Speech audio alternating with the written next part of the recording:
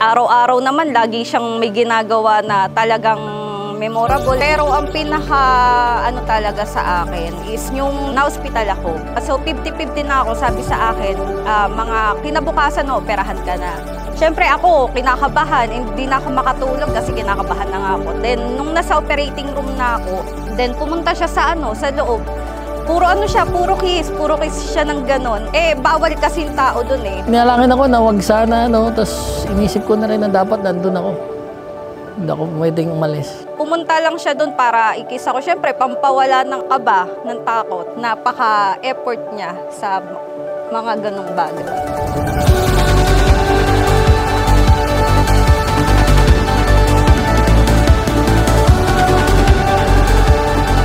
Edgar Martin, buong puso ba ang pagkakaloob mo kay Marieta ng iyong sarili bilang kanyang asawa?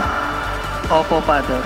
Marieta, buong puso ba ang pagkakaloob mo kay Edgar Martin ng iyong sarili bilang kanyang may bahay? Opo, Father.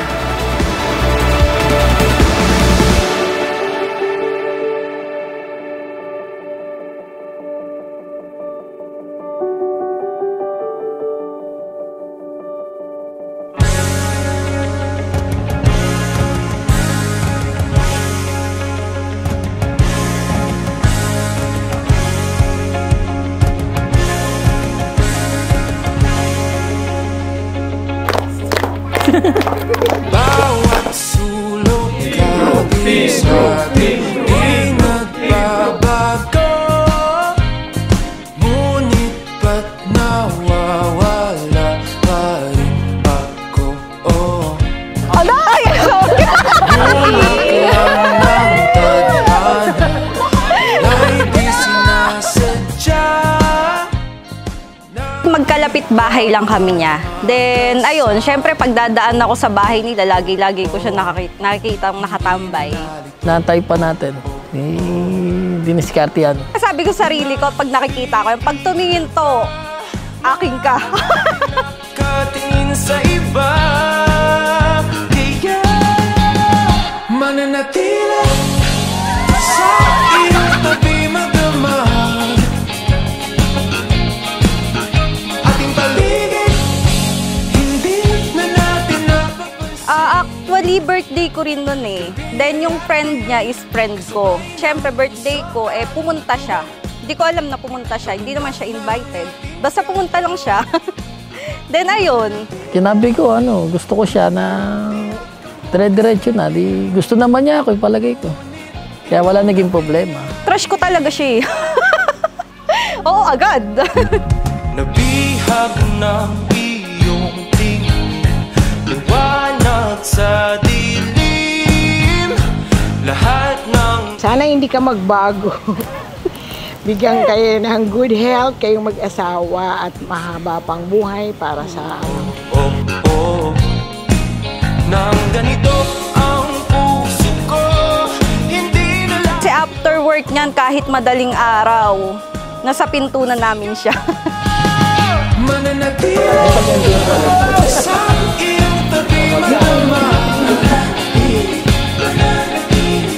Ating paligid, hindi na natin napapansin. Susunod ka lang sa asawa mo, walang problema. Kasi pagka di mo sinaway mo yan, wala kang ulam bukas. Susunod ka talaga. Ating katawan, mananatili. Ganda mo naman.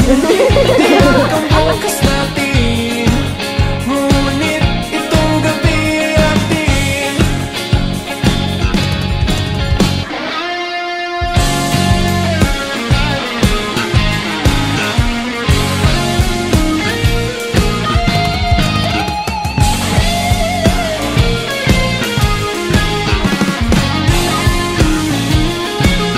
Mananatili sa iyong tabi magdamag. Ating paligid, hindi na natin napapansin. Gabi ay alin, kasabay ng puso at tugtugan. Pag-indak Lagi-lagi niyang pinaparamdam na mahal niya ako eh. Ganon siya eh. Hindi niya rin nakakalimutan yung araw-araw na mag-I love you. Kasi mostly, di ba, pag sa mag-partner, pag matagal na kayo, wala nang yung lambingan. So, sa amin, hindi. Araw-araw, hindi niya nakakalimutan mag-I love you. Ganun siya. Ganun siyang ka-sweet.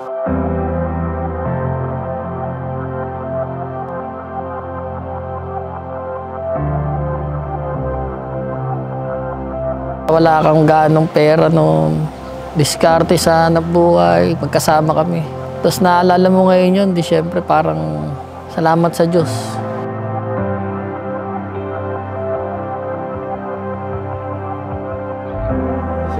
Salamat. Pogi-pogi mo.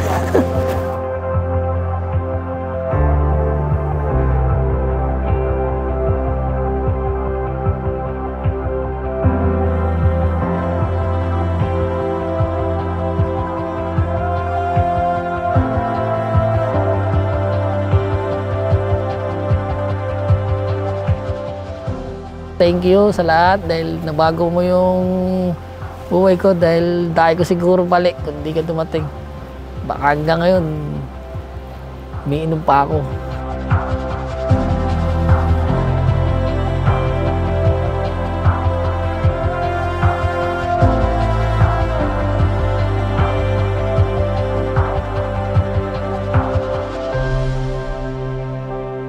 Si Edgar, ang ngiti niya talagang abot langit, no? Para bagang sinasabi ng ngiti ni Edgar, tumama siya sa loto, no? Talagang nakajackpot siya.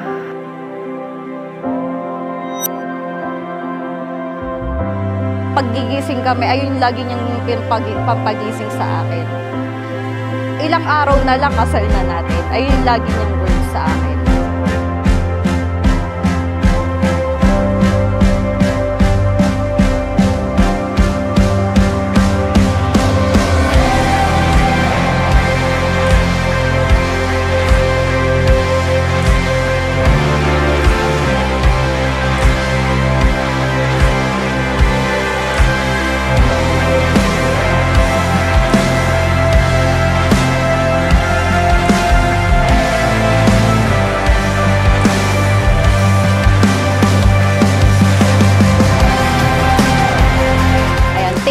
Sa lahat ng nangyari sa atin sa 9 years and sana mas tumagal pa hanggang forever na. Hanggang pagtanda na natin, mas tumagal pa tayo ng gano'n.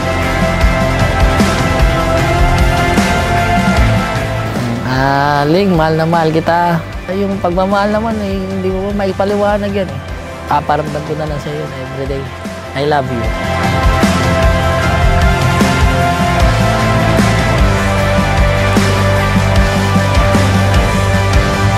Edgar at Marieta, mag-ibigan kayo, magmahalan kayo hanggang sa dulo ng walang hanggan.